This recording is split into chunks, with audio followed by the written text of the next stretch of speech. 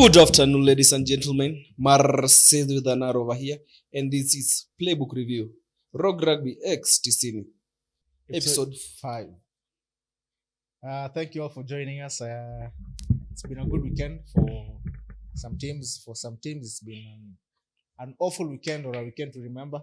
But generally, it's a good rugby.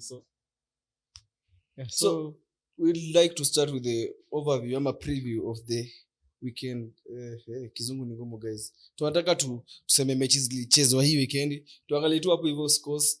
Jaribu kuangalia bana timu zingine zilikuwa zimeenda kudunini ama zingepeana tu walkover. Tuanze Kakamega. Tuanze tu Kakamega by the way, huko ndo mbali tukikuja Nairobi. I think your safari Impala, if it were me ningewaambia before. Wabaki tu mtani. But walipiga hesabu, unajua if you give a walkover inakuwa -2 points. Na so far unachekia hata kupata hii point imewashinda. So akinyang'anywa zingine mbili itakuwaje? Lakini dignity ilienda. Kwa kunayo. Unajua labda tunaongelea hapa tukisema stories za dignity and maybe they don't have dignity. Maybe but ndio wanasemanga Impala time. Maybe ijafika. But that's this time wakioko Kakamega iko Impala time ilikuwa try time.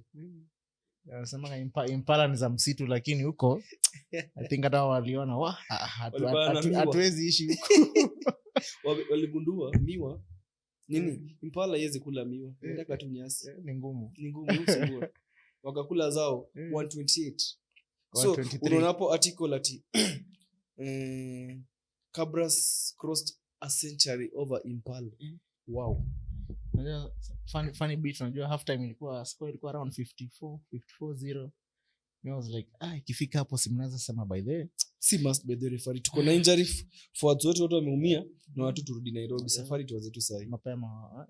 Jam ya Naivasha isiwashike. Na unajua tu ulipo squad tu by the way vizuri ukisema we are going to Kakamega.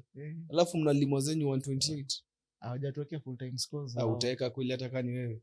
Hata manyoe kangi siko napigwa. Next turudi tufike hapo Nakuru. Kisumu put up a good fight by the way, compared to last season. Compared to the game Oilers played before this weekend against Impala. I think Kisumu walikuja wakasema sisi hatukulizo moja. Hatuwezi kula mingi but hatuwezi sema they put on a spirited fight. Tena kupigwa zilikuwa ngapi? 69. Kupigwa 69 tena si spirited fight jamani. Considering ulitumia fair kufika hapo. But haifai kuwa wajui inakani kama manze club level zetu zinacheza teams ziko national. Na hizi zote ni top tier teams ziko Kenya zinakula scores kama hizo 69. Ina show. Ukiangalia ukijaribu wache hizo ndo zilikuwa marks za mtu akiwa primary. Ukipata marks kama hizo ulikuwa unafurahia. Ndio mtu anapigwa hapa bana Kenya Cup.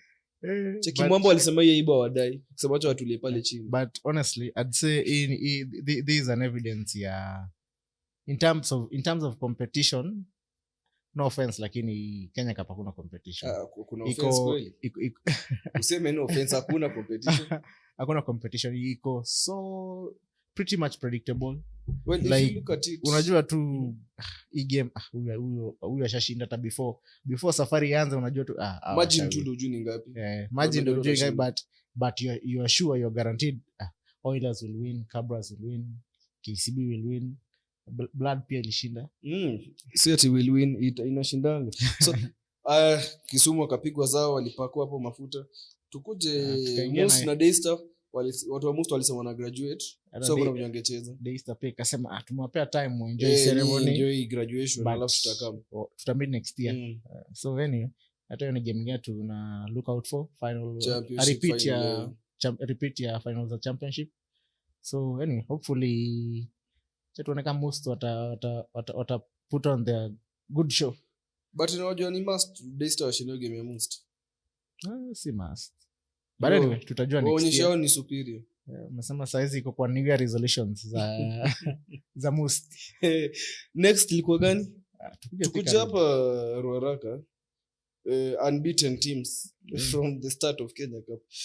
And one was beaten very badly kwa hizo mbili zenye kupigwa. Akapigwa siku moja. KCB and Strathmore. Umesema yenye aliponea the past 2 weeks. Hizo past 2 weekends aliponea akapigwa watu 32-30 wakazicombine zote pamoja. Na ndio unajua combine zote pamoja bado ni 64. Wakaongeza zingine sasa hapo juu. So I think kama hiyo score ya Strath 70 na ngapi? 78. 78. 78 ukipata pale high school Hiyo ni B+ ama ni A-. Sasa hii walishikisha, sasa ni A-. Wallahi. Ona ungekuwa nakwambia hizi ni max za watu wa campus ndio mnapigwa hapa. So walisema ni the only university. So maybe hiyo ndio walikuwa na benchmark. Walionyeshwa ukichukua cage ya lion yenye natulenga kwa cage, alafu uchukue lion imezoea kutembea hapo mtaani. Tofauti. Inajitafutia. Buda hii ni pet. Wewe umeleta pet kwa fight. Inafaana wild lion. Hii ana hii story ya watu ni. Buda nilikuwa naona Ndikola anashika ball hivi anatembea na timu nzima. Ule boy mrefu alitoka Zitek, Mike. Anashika ball huko kwa wing, aimba na kuja kumtackle try box. Kilo wake mazee ana dive hapo. Ojo ako tu hapa anatembea mazee ra. Na hizo ni zile tunaweza sema. Sasa kuna zile zenye bado. Hadi wainya anaingia kwa contact na offload.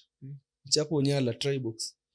So I think hiyo pia ilikuwa another good example ya ina show difference in quality ya the teams. Mineza hapo yenyewe quality ina matter but na mindset pia ina matter.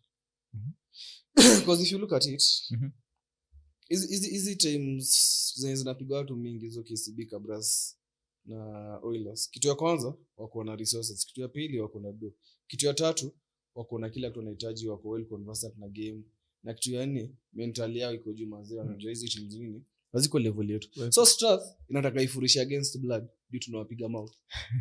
Wanataka kuprove a point. Wanataka wapige Nondies. Jumazee Nondies mbaya anajua mwezi tupige. Alafu kifika KCB ati mtu anataka kwenda KCB anaogopa. Hatuwezi cheza hivyo. Kwa zoezi niambie ni hii Strathmore team yenyewe ilipiga Blood ikapiga Nondies. Yuna mashatu alifika huko mazee leo nikakunja mkeka kwa park. Wakasema Simba ilinyesheo. Leo si ile siku ya kuputwa na breakfast. Si leo. Leo hata Mola hataki kukimbia. So I think hiyo pia by then ni example nyingine ya competition tena hakuna like in a way haiko. So think heading into the new year, hopefully see what atafika huko. So heading into the new year, I think it's something that a lot of teams need to work on. Like with somebody, I'm done with the big teams. Sorry to say, chani quote, but I'm done with the big teams. The rest of the teams, hapa sasa tunashinda. You step into every match with the decision of you're either winning or winning. See ati I'm done with the big 3. Mara I'm done with the big 5. Ati wengine wataona. But we realize siku hizi Lion si kali. Mbona? Hadi Wathog inapiga Lion. So msishtuke next year kuona Wathog imepiga Lion. Watu timu ni zapiga hapo Lion mshangae na City mko big 3. Ni heart. Ngoja muone. Unasikia ngati we wore our hearts on our sleeves, mnadhani ni jaba. Kuna alafu tuingie to cross over the town tuende Rescos. Disappointment of the weekend. Generally, after Nondies losing to Strathmore, everyone knew they'd put their best foot forward na waklap Nakuru. But Wanyore pia made some tactical changes hapa na pale. Wakaamua kuweka wale watu hii bench, wakaamua kuweka Wazaya hapa. Wakasema it's all going to be easy vile mnafikiria. Maybe they did it for Jomo. Na for most of us personally, for me hata hiyo full time squad hata mimi nilishtuka, nilikuwa I don't think. So after a few calls naambia we Nakuru imepiga Nondies. Nauliza wapi? Ati we jua hata bado hajatoka field. Ati hawaamini. Ojo wako na mini standings za table, ndo maana after game imesha walikuwa tu wame stand up wakiangalia. I think hata hawaku expect. So in from a game perspective, I think it's a kudos to Nakuru. I think they made the trip, put up the fight, na I think it paid off. Wamerudi mtaa, wamefurahi, so I think wamefunga mwaka vizuri. Waliona ina haja Oscar tena kuja waokoe. Oscar aliambia mimi nimechoka hadi kuretire. History ya kunitoa retirement haiwezi. Mtaniona. Anasema saizi anapenda mwili yake kwa sawa. Anapenda mwili yake kwa sawa sasa hivi. So na pia kuna fano pale X anaitwa Kevin Jomo. Alisema hizi nini atarudi X kuna Nakuru watashinda. Nakuru akaona wakiendelea na hii mchezo. Jomo nikata toka X forever. Na unajua sasa Taji Jomo alisema anatoka X, au pia wakampiga X kwa group ya WhatsApp. Wakaambia wewe sema vitu kama hizo. Wewe sema vitu kama hizo bwana. Kwani utuamini? So anyway, so hopefully baadaye amerudi, sijika amepost. Exile imeisha. Sema. Haya, alafu tushike highway tukielekea Nyeri, tunafika KU na stop kidogo, tuingie hapo hivyo blood bin. Wajua blood bin Strathmore aliponea, na mimi nashinda nimwambia wasikii. Strath mliponea. Kama ni uongo kujeni rematch. Hapo blood bin labda Springboks wakam na the most wanaweza pata ni draw. But it was a good game. I think it was a game of I'd say 2 halves. First half was all queens. Second half nikaa sijui teacher aliwaambia nini cause mlitoka kwa container mbio sana. Walitoka kama wamekuja wamekasirika. Wakaona hata mimi nimeacha commentate from commentator to cheerleader. Ukasema atuachilie hivi right. Nataka kwa ground. So it was a game of 2 halves. Queens had most of the first half. Na Blood came in na wakakuwa na most of the second half. So generally it was a good show from both teams. Yeah, because if you look at the stats, first half possession Blak Blad walikuwa na 43%. Kenya Harlequins 57. Then second half Blak Blad 57. Kenya Harlequins 43%. And then in terms of territory, I think wow. In terms of territory, hatari because ukiangalia most of the tries Queens wali capitalize first half. Juu kila time walikuwa na visit territory ya Blood walikuwa wanatoka na point. Walikuwa na tinga. Because ukiangalia Kenya Harlequins first half walikuwa na 67%. Territory second nini first half 67. Yeah. Then second half walikuwa na 28%. Compared to Blood when walikuwa first half walikuwa na 33%, second half 72. So I'd say ilikuwa minor twitches in how the teams were approaching the games. Na ukiangalia by the way, kudos to Queens, their forward play in a work. There is some change, sijui Lisha amekuja kaleta nini, but there is some change in terms of how their forwards are carrying, how the pods are working. But then there is Farhan. Every carry is a positive. There's Farhan. Yeah. There's the forwards. Then there's Farhan.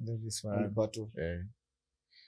I think your partnership yao imework poa from way back. Chipu. No, walikuwa Queens before it was Chipu. Sa Queens alafu Chipu. Queens Chipu alafu back to Queens. So maybe kwenda Chipu ikafanya kwa Chipu. Yeah.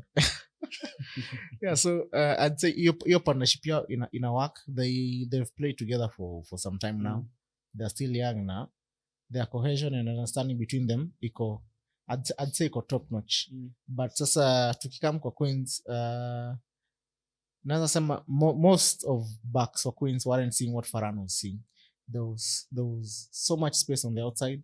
He made 3 or more great passes, miss passes, but hawaku capitalize on any. Unajua sana utiaji ya kucheza na mtu unaona gapi anaona mtu.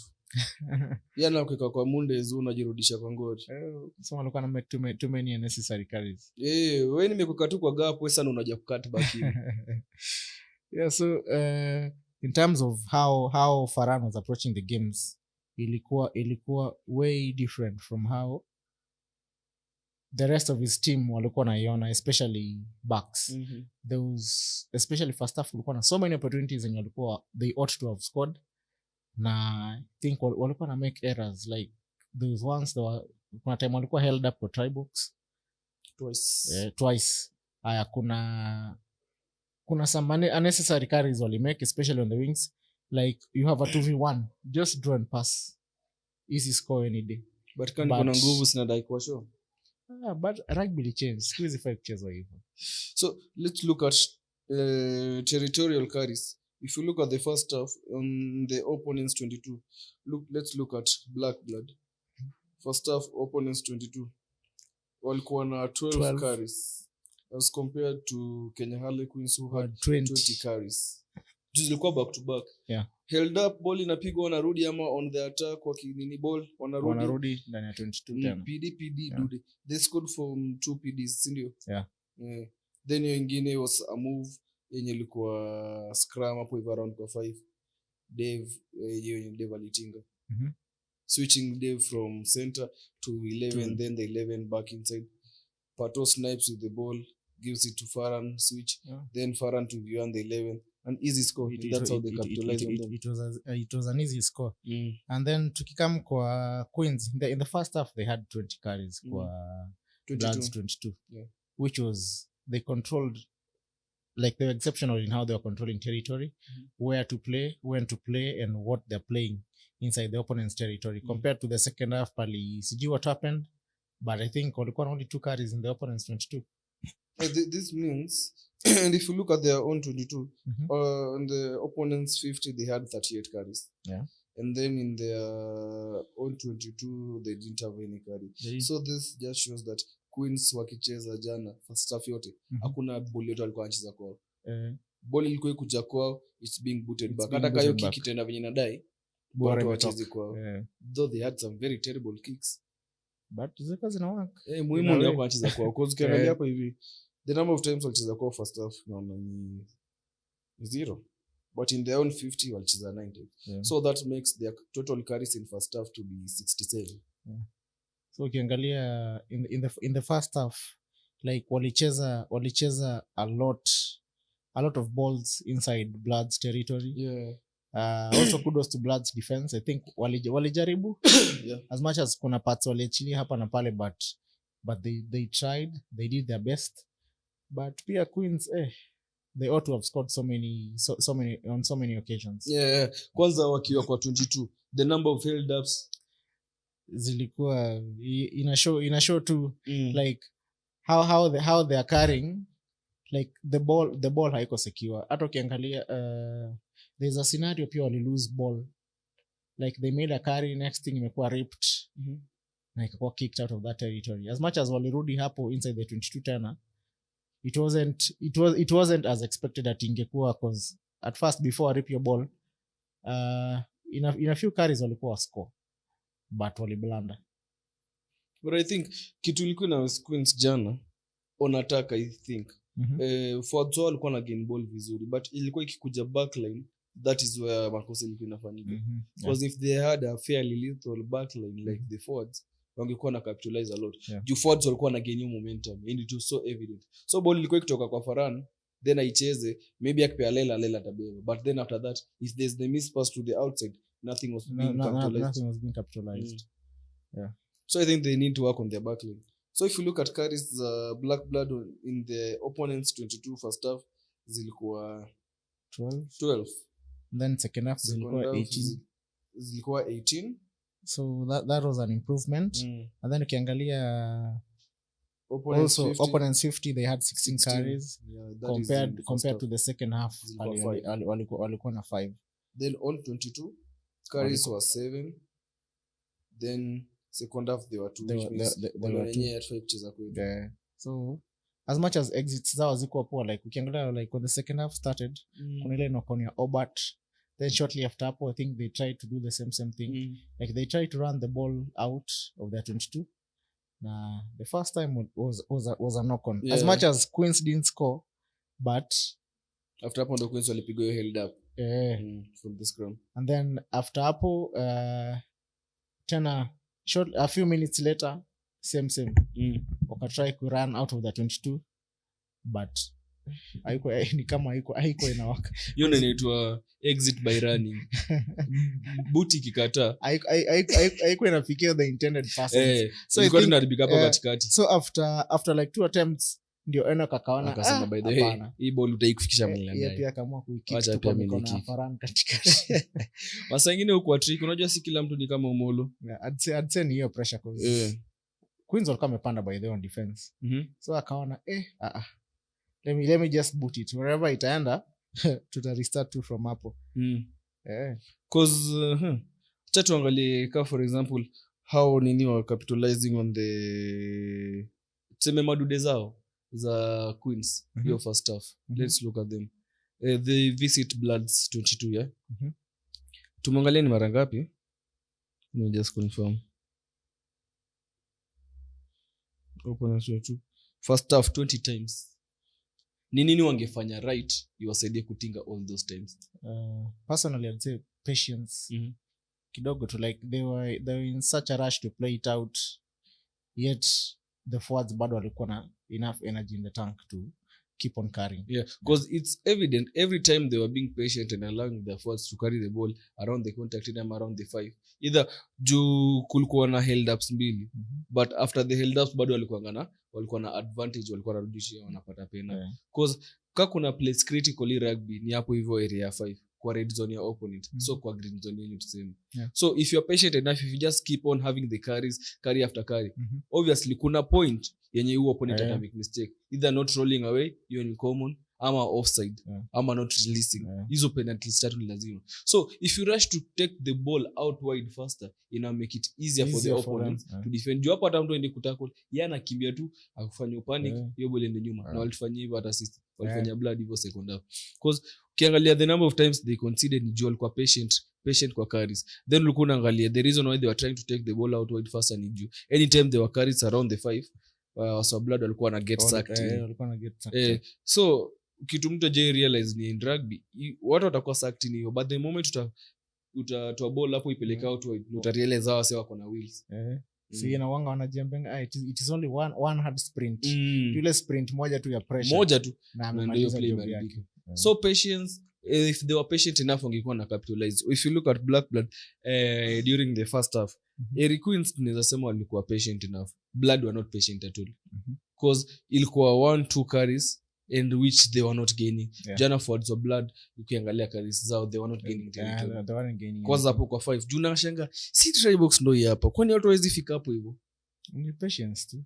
So mtu anabeba benji anasema nyamde kubeba hii ball. Wanapeleka ball back lane. The moment ball ilikuwa inafikia Enoch hivi, unapata Otete yako pale, Meja yako pale nyuma. By the time Enoch anapata ball hivi, defense shafika hapo. Hiyo ball ikipasiwa inarudi nyuma, zero pressure. Inaanza tena pressure inaanza kubuild. Then pia kuna zingine zilikuwa zina drop. Like hakukuwa na hiyo intentional attack. Sasa hiyo inaitwa pressuring the skill of your opponent. Tunataka kujua ni mnoma aje, nikikupatia hii pressure, utatoa hiyo pass vile unafaa kupass. Ama utafumble. Hiyo pia ni an area I think our teams locally need to work on. Under pressure skill set yako itakuwa tested ama itakuwa sawa. So far imeshow jana time yenye Blad walikuwa pressurized, backline yetu skill set yao ilikuwa under pressure, kumaanisha tena skill set bado iko chini. They really need to work on that. Ukiangalia kuna there is some play all around from the 50. Eventually hawakuscore hata hawakufika 22 because of poor passes, poor decisions, poor running. Because unapata like yes they space outside, kuna overlap ya waseka wawili watatu, but you still opt to go to the next guy yako hapa akona like unampelekea ball yake. Haya uangalie passes, walikuwa na passes ina drop, wana passes zinaenda nyuma, it really make it hard to get like your space. Yes uko nayo but hauwezi utilize, because by the time teme ball ukafika kwa teme like Meja huko chini wasatatu wa Queens defense shafika. Meja na cut back in ball ya kutumia the space on the outside. Same to Otete. Not every ball ali ought kumeka carry. Kuna zingine kulikuwa na overlap, just pass the ball, hakuwa na pass. So now like such decisions zilikuwa zina impact scores za hiyo game by way much. Unasema kuna kitu nimerealize Kenya back 3 ni watatu, hata ndio unasikia ni back 3. Kumaanisha on fielding wote watatu wanafaa kwa hapo nyuma. But tunapata in Kenyan teams most of the time ni mtu mmoja ama watu wawili. Ama maybe wanakwanga watatu but hao wawili hawezi kick. Joe wili maybe sijui nadhani job yao kwa kubeba. Ju ball itapigwa huko nyuma. Then no one is putting it back. Yakishika, imenipatia chance, acha niji express. That's where we go wrong. Kuna ile kitu the basic defense ya back 3. Like if ume receive ball on the right, shift obvious opponents wana chase hapo. Shift ball, patia msemo mwenye kuna less pressure. Mbona na nataka kupiga wapi? Si kila mtu utapiga. Until apana msemo mwenyezi piga ndio ataacha hiyo form. Otherwise until then msara kwa nabeba bana, yeye ndio utero. So I think you pia show some of fault in our defensive systems. Na if we are to compete with most teams kwa league, ama if we are to compete with the top 3 kwa league, I think it's something that we need to work on as hizo vitu ndogo ndogo. Hizo vitu ndogo ndogo, because unapata like yes mnacheza let's say against KCB, I think you know game next, but uko like nani amekick, Enoch amekick, hamna chase lines poa, like everyone is just capitalize. Like hakuna no one is intentional in the chase. Like yes imekikiwa, we're just running helter skelter. Like scan field, ball inaenda wapi, put much pressure hapo. Nyi wengine mnakuja kama blanket, utanitumia hiyo watu wanatumia, kuja tu kama blanket, kuja tu kama blanket, na ina make it easier because the moment mmechase back three iko na an easier time to realign. See it yamechase and then people like mimi nimechoka siwezi kimbia. Kuna kitu yenye back three walikuwa wanafanya ama haufanya yenye nimecheki Queens wana try kuileta pia kwa game yao, like doing the small things right. Hizo vitu nitty-gritties, how to pass, when to pass, how to run. Because ukiangalia backline yao, running line zao zilikuwa fiti. Msaki shika ball ilikuwa either draw and pass ama fix and pass. Na kila msa alikuwa na run kwa mano wake. Hakuna kitu alikuwa na bahatisha ati hii tunabahatisha. Everything was going according to script, according to how they have trained. But if you look at backline ya Blood, Enoch alikuwa akishika ball, running line yake ni hivi, but anaamua nilifanya vectors, wacha nipige across. Unasema anajua diagonal play. Acha nipige across. Haya, tukiangalia nini? Niitwaje? Cloud na akishika ball pia ameanza kwenda across. So by the time kulikuwa na overlap huko nje, by the time ball inafikia major, kila mtu alikuwa across. So unapata number 13 Dave alikuwa na run straight na run hard line. Maybe 12 akumesha pass yake. Pass ikaenda either mbele ama ikaenda nyuma. By the time nafikia major imekuwa dropped ball, tena tuna nini inaisha hivyo. Then also another thing, kulikuwa na so many incidents in kulikuwa na isolation, like ball carrier, yes I make carry but ako isolated. Kuna there's a ball Queens lost because umsali beba akajipata kwa peke yake, next thing was Blood nyinyi mshamshikilia huko juu. Haya, Queens same thing happened. Walikuwa defend, ilikuwa nani, was it Cloud? Kuna carry alimake yeye pia amemshikilia, lost ball. Kwa forwards of Queens there is a penalty, they made a carry, but ukiangalia the guy was isolated, like our support runners ama the support system kwa the pods ama the players, unapata either iko too late ama the ball carrier mwenyewe ako too high. So ina bring in a lot of lost balls, because like yes mna need your possession at that point in time, but sasa the moment umesema mbeba peke yako, like between Blood na umesema si kila mtu utapiga, kwa tu mse utaenda kubeba kwake, atasema wewe sikuachi, atakushikilia juu. Ukiangalia between Blood na nini na Queens, team gani ilikuwa na lost ball in contact? The team that ilikuwa na lose a lot of balls in contact. I'd say before tuangalie data, but from my observation, I think zilikuwa, even though Queens at some point was lose, because tukiangalia data, in the first half Blood had 3, but in the second half they had 2. Inamaanisha there's a way they tuned how they were making the carries, and then tukienda kwa Queens, in the first half they had 6, then the second half they had 2. So ukiangalia ilikuwa ni okay, it was more of a Queens problem compared to Blood, but unaweza sema yes, because overall Queens had most of the possession, so it's more of a Queens problem, but in terms of generally the sport, it is our club's problems. Let's go to lineouts. First off, Queens and Blood ikawa kuna shida same na Nondies. Hapo kwa lineout hazishikiki. Kiangalia the total number of lineouts that Blood lost in the first half, zilikuwa 3. Walikuwa na in the first half zilikuwa 9 lost lineouts. 9. But at the front wali lose 3. At the front they lost 3. They won they won 2 at the front. They lost another one in the middle, and then they won 2 kwa middle, and then they had an overthrow lost, and then kuna one yenye ilikuwa in the middle, and then there was one which was an overthrow. Yeah. Compared to the second half where they lost only 1 line out. So there were 9 lineouts in the first half, and they lost 5 of them, and only won 9 of them. So kumaanisha defensive lineout za Queens zilikuwa fiti. Ukiangalia hapo sasa ni kwa stolen, ndio Queens waliiba 4 lineouts za blood kumaanisha hiyo moja pekee ndio ilienda overthrow. Then first half waliiba 2 moja. So if you look at the lineouts between blood and Queens had better lineouts yesterday. Queens had better lineouts na also sema to kudos to Lisha who's come on board at Queens. There is a change in the forwards, I'd say. In terms of carries, in terms of lineouts, I think there is an improvement compared to how walicheza Floodies. But if you look at it, we can't really rate lineout ya Queens juu they had walikuwa na lineouts ngapi? Walikuwa na lineouts 3 in total. They had 3 lineouts. Which walikuwa na 3 in the first half na 3 in the second half. Walikuwa na 6. Of which nikiangalia hapa hivi they won all their lineouts.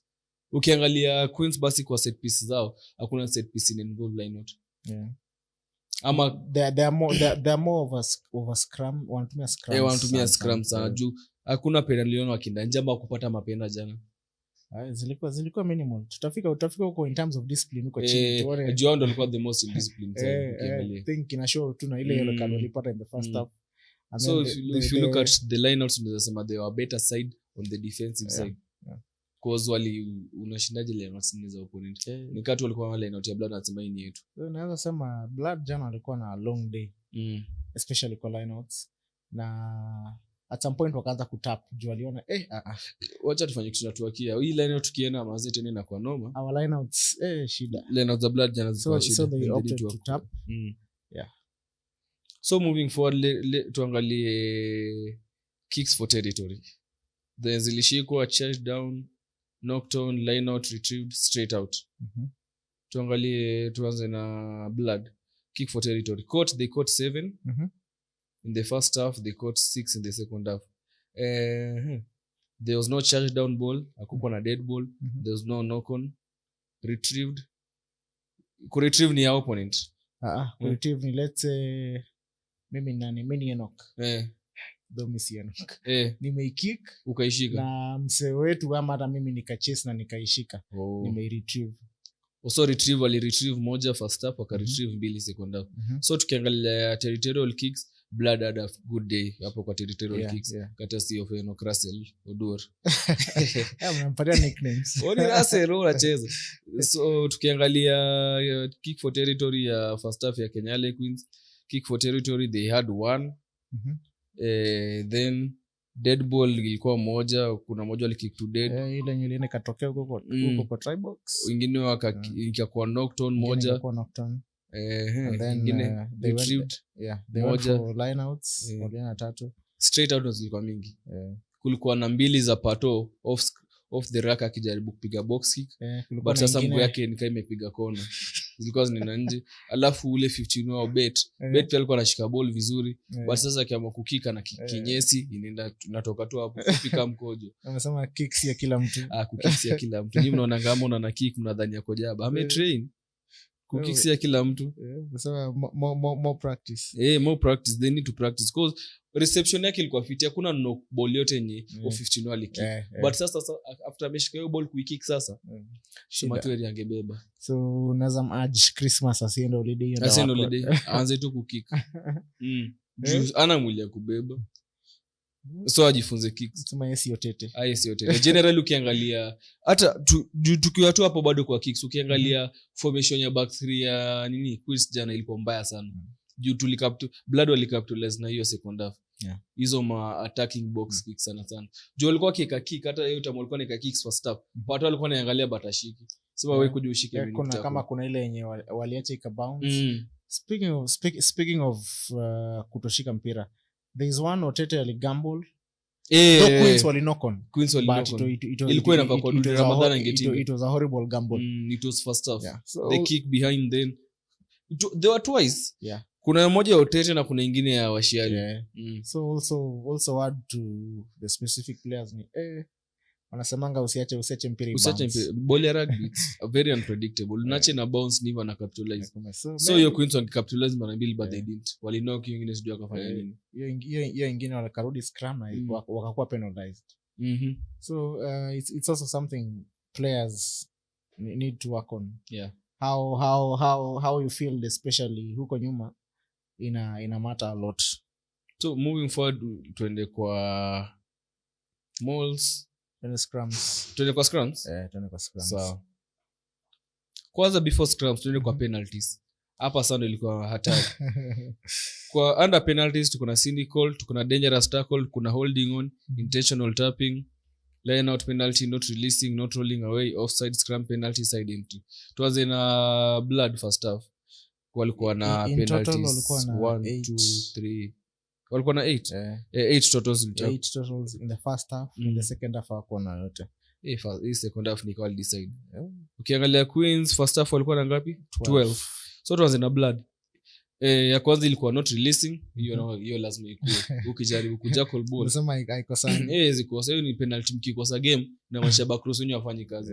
Kuna zile penalties yenye hata coach anaweza take juu uko job inaeleweka, negligible. Hiyo ni negligible, but bado si negligible. I think hizo numbers ziko too high, tunaweza zi bring them down. Tunasema kwa si kwa not releasing ni moja.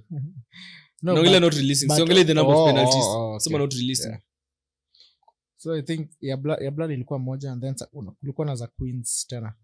Before tumaze tu za blood kuna not rolling away, hiyo ni 2, ina mancha mbwe ilikuwa imechoka. Kuna msali choka. Imetako lakini dai kutoka sasa. Then ya pili, then nyingine offside ilikuwa moja. Jana walikuwa discipline hapo kwa defense. Baadaye wamejaribu. Wamejaribu compare to game ya start, mtu anachoka anachungulia hivi. Ano toy ball. Ano toy ball bana. Juu hii pato alikuwa na snipe hivi na bado watu wako kwa line. Bale wapande wapige mbweha. Wabaki nyuma. Scrum penalty, there was one scrum penalty hata nikashtuka. Then side entry from the rack. One last pia kuna ile yenye walikuwa walitaka tackle without the ball, ni ile major ball imekikiwa. Then yeye balashike ball anataka kutakuliwa mse. So I'd say kama yake hatuwezi mtetea. Ile wezi tete. Si unaona tu Farana amekatu kiki. Si uende mpira. Wewe unataka kuenda mtu amepigiwa bola hajashika. Sana moving to the elephant in the room. I think Queens in the second half, I think sijini pressure ndio ilianza kuingia. Tuanze tu na penalties za first half kwanza. So blood second half hakuwa na penalty yoyote kwani? Hawako consider ni penalty. So I think sasa walikuja wakasema tutaki mchezo sasa. We need to play more. So I think most in the first half zilikuwa defensive penalties compared to second half, pale walikuwa na majority of the ball. So tukiangalia first half Queens, ya kwanza ni holding on. Ya pili intentional tapping, hiyo ilikuwa playing the 9 yenye walipeana kadi. Ya tatu ilikuwa lane out penalty, not releasing, that was twice. Ingine ilikuwa rolling away, alafu offside now zilikuwa mingi, they were offside a lot of times. Zilikuwa 4, and then kuna scrum penalties zenye zilikuwa 3. Ilikuwa willing ama juu scrum ilikuwa ende hivi then inge hivi ndani. Then ya mwisho second half wow, second half walikuwa na 10.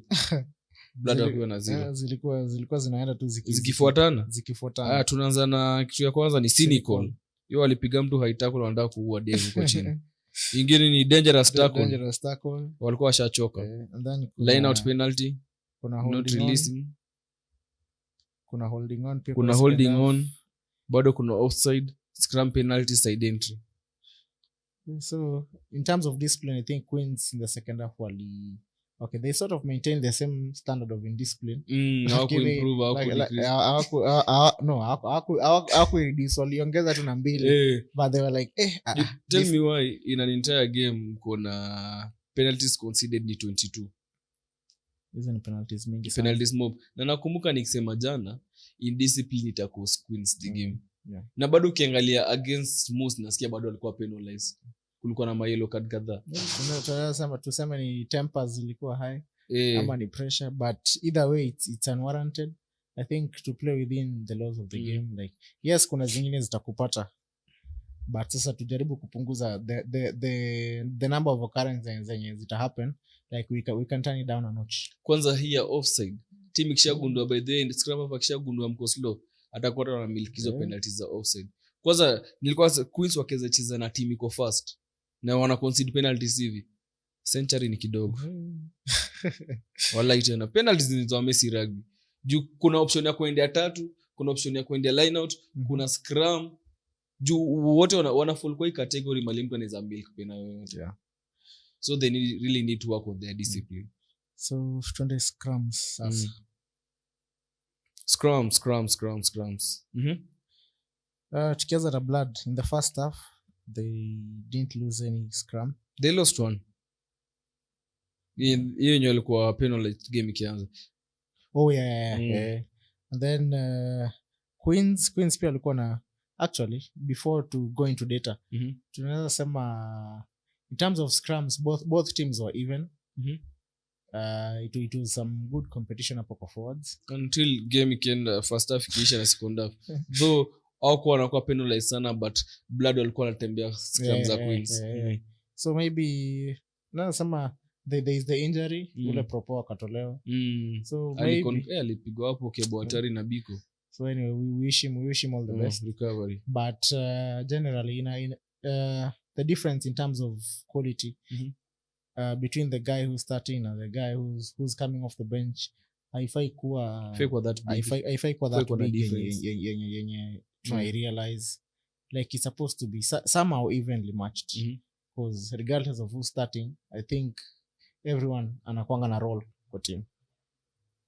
So if you look at the scrum totals in first half, Blak Blad won 3, second half wali win zote 7.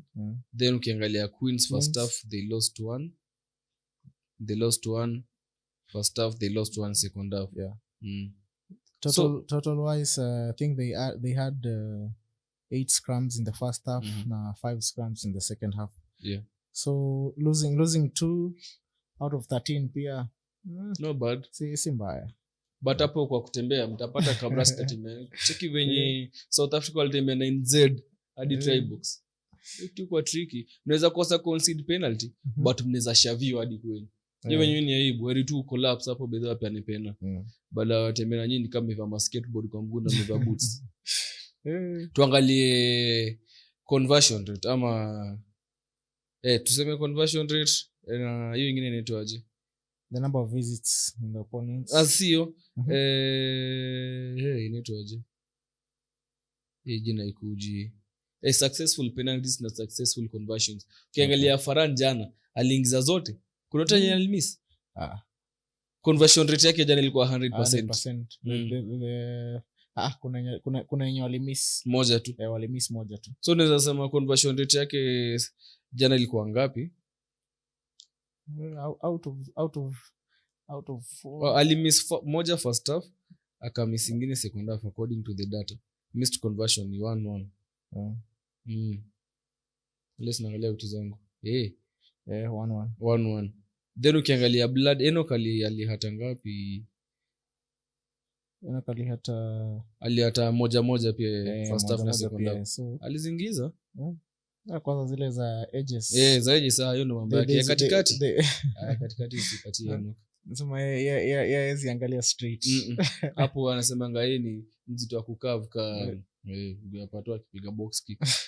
Na kava ball inaenda nje. So in terms of conversion and execution, I'd say Blood was better than Queens in a way.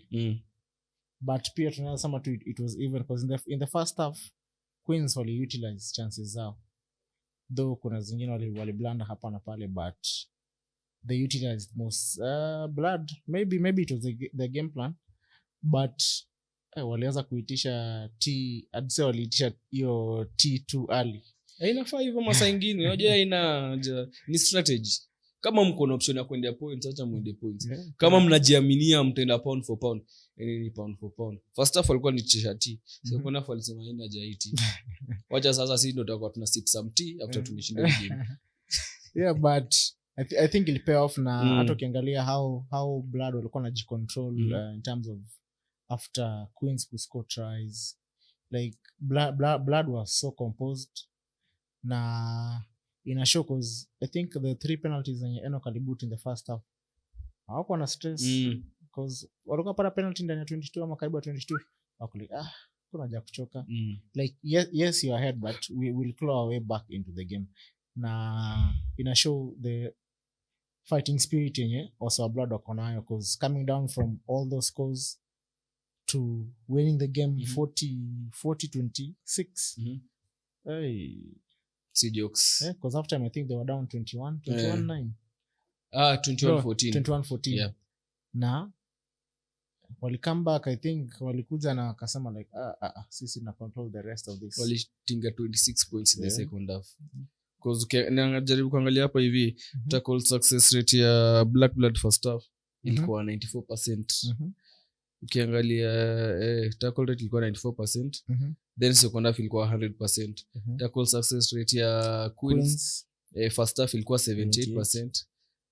Second half ikakuwa 82%, kumaanisha ili reduce. So total success rate ya tackles za first half za Blood first half na second half ilikuwa 95. Ya Queens ilikuwa 80%. Ukiangalia tackle dominance first half ya Blood ilikuwa 20%. Hiyo ina show tackle dominance iko in terms of watu wana tackle but si positive tackle. Si positive tackle. Mtu una tackle but anakuwa kwenye second half ikagetwa sikakuwa 18%. So maybe walikuwa na most of the ball. But bado but inafaa kuwa positive. Then ukiangalia Queens tackle dominance ilikuwa 26% first half, second half ilikuwa 18%. Total ilikuwa 21%. Yes. Najaribu kuangalia sawa cha nini nimepata nilikuwa natafuta. Ukiangalia total tackles za Blood first half zilikuwa 45. Second half zilikuwa 11. So kwa hizi 45 tackles kulikuwa na 1 held up, 35 negative tackles. Hiyo number iko too high. Sasa hiyo ndo dominance iko chini. Then positive tackles zilikuwa 9 peke yake. Most of the time hata mtu akijaribu ku attempt an over walikuwa wanavuta msee to our side na jaribu kuchukua tackle. Hiyo obviously that's a negative tackle. Ukiangalia second half negatives zilikuwa 9, positives zilikuwa 2. Kulikuwa minimum tackles juu walikuwa on the attacking side. You don't want to do that against a dominant team. Letting them on your side, hiyo ni momentum watakuwa na gain. Then if you look at Queens second half total tackles zenye walikuwa nazo ilikuwa 61. That is first half. In the first half. Walikuwa na 43 tackles. Walikuwa na 2 held ups. Negatives zilikuwa 43. Then positives zilikuwa 16. Positives zilikuwa 16. So again, when you're facing a dominant team, hizi numbers zinafaa kuwa different as if haikuwa hivi. And then in the second half walikuwa na 79 tackles. 65 negative. And then walikuwa na 14 positive tackles. So this just shows us that ukiangalia Kenya, both of the teams zote mtu on the defensive side waseni kawa na absorb tackle. Hakuna ule msemo mwenye anapiga tackle player rudi mali ametoka. Actually it's something in a cut across most teams kwa Kenya Cup, na in a way it transitions into how our national team plays, because if our national team players come from these clubs, like whatever they've been doing huku won't be so much different from whatever they'll be doing in the national team. Inafaa kuamsea kibeba either anguke hapo ama rudi uko siku game, because if you look at these numbers tackle dominance ya wase iko chini. Most of the times watu watachop, mtu akichop hiyo ni negative tackle, msa atakuwa amedunda hiyo side nyingine. That's a negative tackle. We need more dominant tackles in our league. Otherwise tutakuwa fucked up vibaya sana.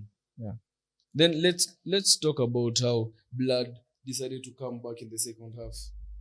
Because first half wako chini. Energies ziko down. Wako home. Atmosphere sahi ni sina to choke, ninafaa kuchoke opponent. Drums pia mmeacha kupiga. Drums sasa unapiga drum maze drum haipigiki, hata itoi sauti. Unasikia kwambia mtu drum bebu tulia watu wa concentrate kwanza. Then game inaisha. Obert scored equal 14-14 in the first half. Then they have a try, wakapiga hapo mapidi wakatinga hapo kando ya post kwa 21-14. Waka-convert. Then it's half time. Mood iko chini.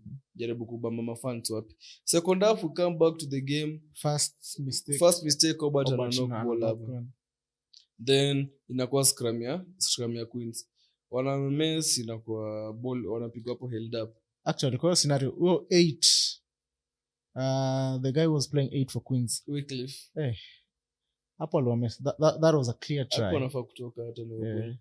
That was a clear try. Okay. yes alitoka but career yake ilikuwa juu. But kwanza unatoka ukienda yeye ametoka akaenda left side bila kuja blind side, ameenda open side. You don't ufai kubeba ball when the open side. Yeah, so does the blind side. That was a clear scoring opportunity as much as they didn't utilize it, but it was a clear scoring opportunity. So that happened. Ikakuwa held up, ikakuwa scramble, ikakuwa booted. Sijui ni ikafanyika after that they scored. Yeah. Uko kwa kona huko. Kulikuwa na kona Queens and then several faces kukakuwa na a penalty and then Blad scored the try. No, Blad didn't score the first try. Queens scored the try. Yeah. Queens scored the first try. And then after hapo sijui there was a shift in momentum. Before the shift in momentum, score ilikuwa 26-14. Then if you look at the reaction ya players, wasal kwa mekasirika, it was almost as if watu wameanza kucrack. Then everyone was holding their waist, fans wamechoka. Ukiangalia Queens pale wameanza kuimba one you there, hadi wasako bench wanaimba hivyo. Hata nimeacha kwa commentator, kila mtu anaangalia anashangaa, hapa itakuwaje 26-14. Sasa hizo mlikuwa mmebanta X, mnasema X mmebanta, najua tu venye kipropa taniua na matoke. So watu wameshikana hivi, players hata hawako united anymore, kila msako kila mahali. Then nikasikia Obata amesema kikao, watu wasikia. Kaja mkikao, wakaitana hapo kikao chini ya H.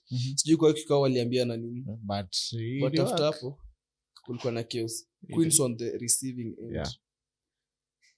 So I think in a way Queens, some they went and became too comfortable. They became too comfortable because if you look at it, first half walikuwa so clinical in the decision making. All carries zao zote zilikuwa zina clean. Wakiwa 22 yao wana kick ball nje. But imefika point second half wana lead 26-14. Kwa 22 yao they want to play the ball. Yeah. Mnatubebaji. Ball Enoch ame kick ball huko nyuma. Ama Enoch ame kick ball, Dave na chase. Farhan bala ya kukilio ball kwa same thing Obat did. Hiyo ni kufanya tukatingwa. Ball imekikiwa. Obat bala akil ball irudi 22 drop, alichukua akaamua kubeba. After hapo wakachukua turnover wakatinga. So same thing ika happen nani? Anaitwaje? Ball imekikwa huko nyuma. Dave na chase ball. Farhan bala kukill ball ndani ya try box anaamua kuicheza. Akatakulia hapo kwa 5 akakick ball ikaenda hapo mwekinyesi. After line out straight out wakarudi tena line out.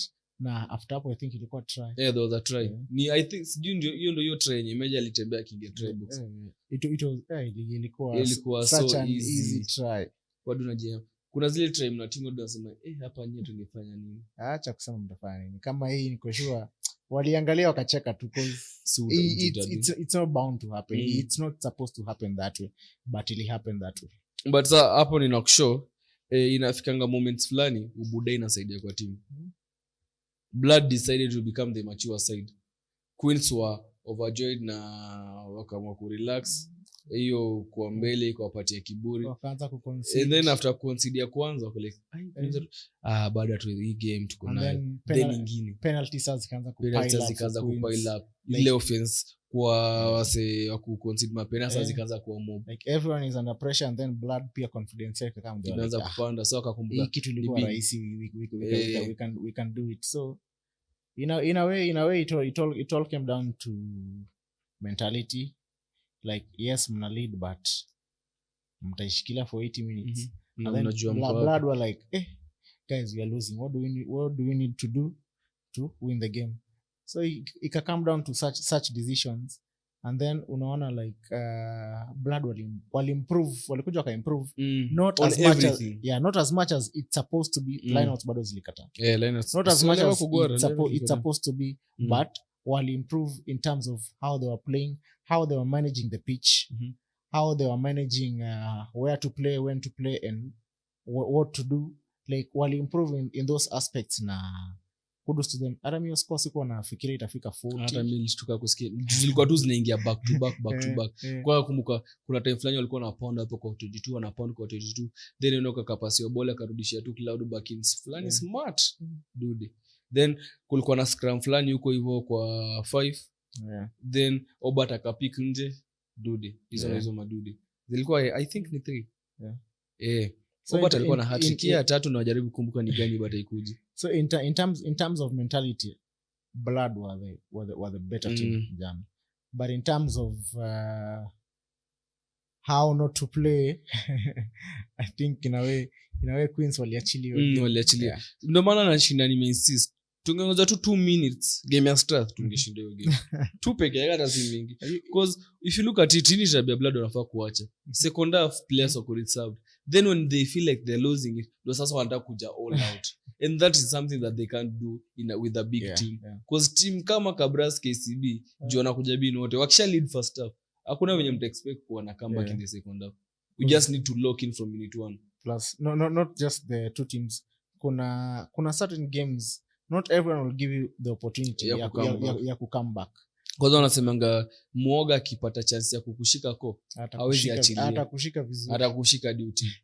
Yeah, so like teams should approach matches in terms of you're supposed to be clinical from a winning and clinical perspective from the first minute to the 80th minute, regardless of kama una start kama uko bench, inafaa kuwa the same across from when the referee blows the whistle na pali ata blow whistle ya mwisho aseme sasa imeisha. Cause ukiangalia hapo tweet ya Mango anasema those last 20 minutes versus Kenya Harlequins, Blak Blad locked in. Yani if you Google search locked in at that moment you probably see their logo as an image result, because that was proper locking in. Because what is that? How do you come back from 26-14 to 40-26 when these guys are not playing the rest of the half?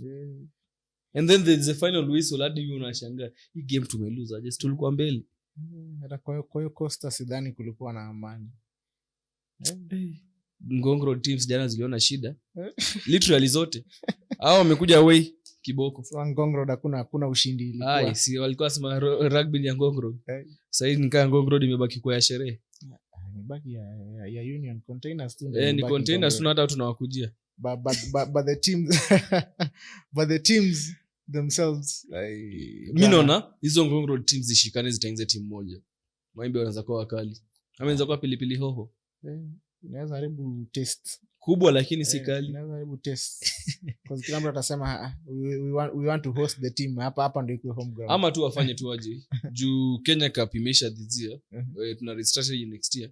Hii next weekend washikane tu wapige sherehe moja safi ya kutoa hasira. Then another thing we ought to talk about ni ESS.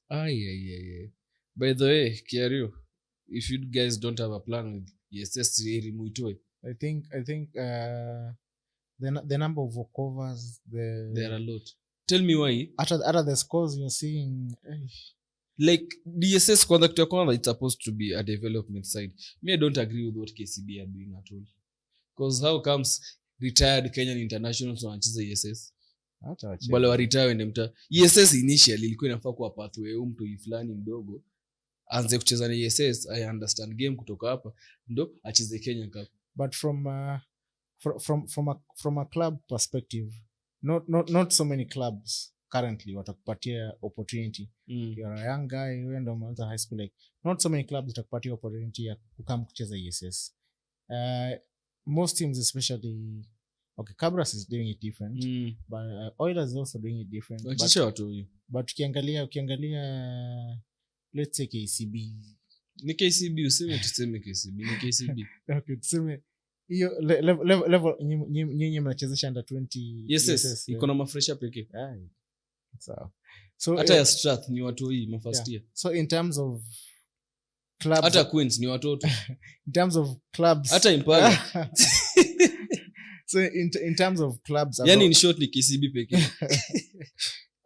Ndio pia acha nisiwatete, but in terms of the level of trust yenye tuseme a club maybe or might show to, let's say, the young guy mwenye from high school is different from the level of trust in another club itampatia. Because ukiangalia most of the guys who come from high school and nationwide wako wengi na wana enjoy, like if most of our clubs are so receptive to how nationwide zina receiving ya watu. In fact, the other ones will tell you kuja.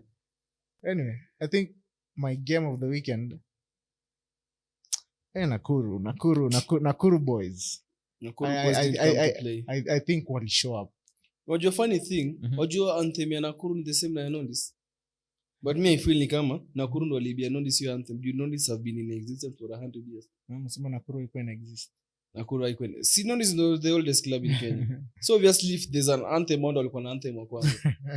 Na ukisikia anthem ya Nakuru ni the same na Queens na ya Nondies. The only place wana change ni hapo kwa we are Nondies. Hapo sasa wanaandika we are Nakuru. Hapo we are the powers of society, ni the same kila kitu. Yeah, but they are Nakuru. We are Nakuru RFC. Yaani mnatupiga kwetu. Tena mnatuimbia anthem yetu na mnaeka jina yenu. I think wali deserve. Hata mimi ningekuwa ningeimba. Yeah. Same is tulifanya. Wali deserve because that ukicompare sema in terms of home support. Hey, Nondies walikuwa na haka yote. Nakuru ni wao tu. Wajua ngori ya matimu ni kudhani hiyo ora ya blood bin inaweza kwa ground zao. Ina happen to place moja. Blood bin peke yake. Ni blood bin pekee. Anyway, so in terms of Enterprise Cup, maoni yako ya next weekend? Maoni yangu ni kwa kama acha tufike. Juu tena kunaweza kuwa na kutembea mingi. Juu yani walkover. Hopefully but hopefully hazitakuwa. Hopefully most teams ama all teams will honor their matches. Teams zenye ziko Nairobi kazi ziko paired pamoja zinaweza. But uniambie South Coast wakuje watoke South Coast wakuje Nairobi kucheza. Hiyo ni jaba. Na wakikuja hawezi kuja. Kocha alisema hawezi kuja. Kusema hiyo ni mimi nimesema. But hiyo wewe tu ndio mimi na feel. Juu mimi naona tena kuanzia round of 16 bana tulikuwa tunaenda mbali. Tungeza tu 2 quarters. Anyway, hatujui wanapanga aje. But anyway, we are hoping we won't see as many walkovers as we've seen kwa ESS. So hopefully teams that honor their matches. Na I think we're excited to see what teams are going to change compared to how they've played in the Kenya Cup. So for the teams who have been drawn kucheza Enterprise or Mwamba Cup, sijika zote zina happen next weekend. So for the teams who've been drawn, we are keen to see what they've changed, what they'll try out, the squads they'll try out. Then tuna wish the best for the competition. Lakini Kabras haifai kushinda hiyo Enterprise. Trophy imejaa cobwebs na vumbi huko. Labda sasa timu moja ya kutu surprise kwa Enterprise. But until then, this was the Playbook review episode 6 out.